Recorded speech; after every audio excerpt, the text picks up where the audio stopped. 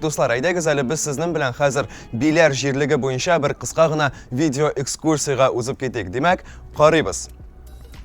Биләр ул урта гасырлар шыры шәһәре. Идел буе Болгары дәүләтенең баш каласы. Бу шәһәрнең даны бөтен дөньяга таралган булган. Борынгы рус ил язмаларында, гарәп сәяхәтчеләре калдырган истәлекләрдә, татар риваятләрендә Биләр турында хәбәрләр сакланып калган. Биләр урта гасырдагы Ауропаның иң көчле мәдәни һәм икътисади үзәкләренең берсе булып торды. Хәзер шырлар аша без кабат Биләргә әйләнеп кайттык.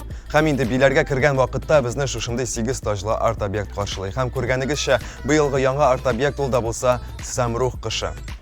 Һәм инде күргәнегезчә, аның тирәсендә бар Биләр дигән сүз. Һәм инде хәзер без амфитеатр янына узабыз. Гаилә исемен йөрткән амфитеатр. Монда күп кенә сәркешләр, әйдәманнар кич белән җыелып шәмчекләр үткәрә.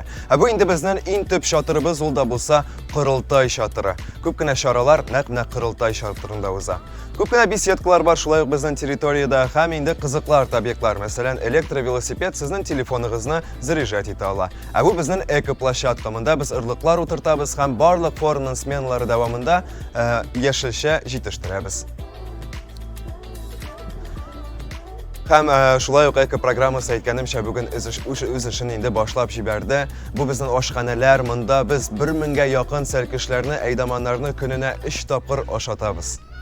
Дөресен генә әйткәндә, бик тәмле ашаталар. Биләр форумда үзем дә бик яратып йөрим ашханәгә. Бу безнең медиа һәм IT чатырлары, Сәләт Лайв чатыры, бу безнең студиябызның тыш яктан күренеше. Һәм инде биредә без күрәбез Булат абыйны һәм ул радиода сәркешләрдән интервью ала. Бу безнең радио чатыры. Без аның белән кичә Сәләт Лайвта танышкан идек. Бу чатырны без сфера дип йөртәбез. Ул да булса 5нче чатыр. Анда бүген безнең иртәгә булачак кичке чарага просмотрлар узды. Бу исә сәркешләр яши торган палаткалар.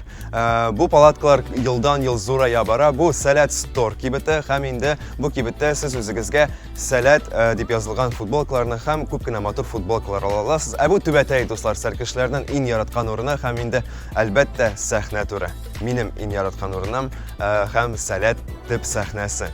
Бүген без биредә җыелачакбыз кич белән. Бу спорт мәйданчыклары, бүген безнең әйткәнемчә волейбол һәм шулай ук Ширамдә хоккей уеннары узды. Бу исә Фәнсар базасы. Монда хәзерге вакытта Сәләт Санак аланы үз эшен алып бара.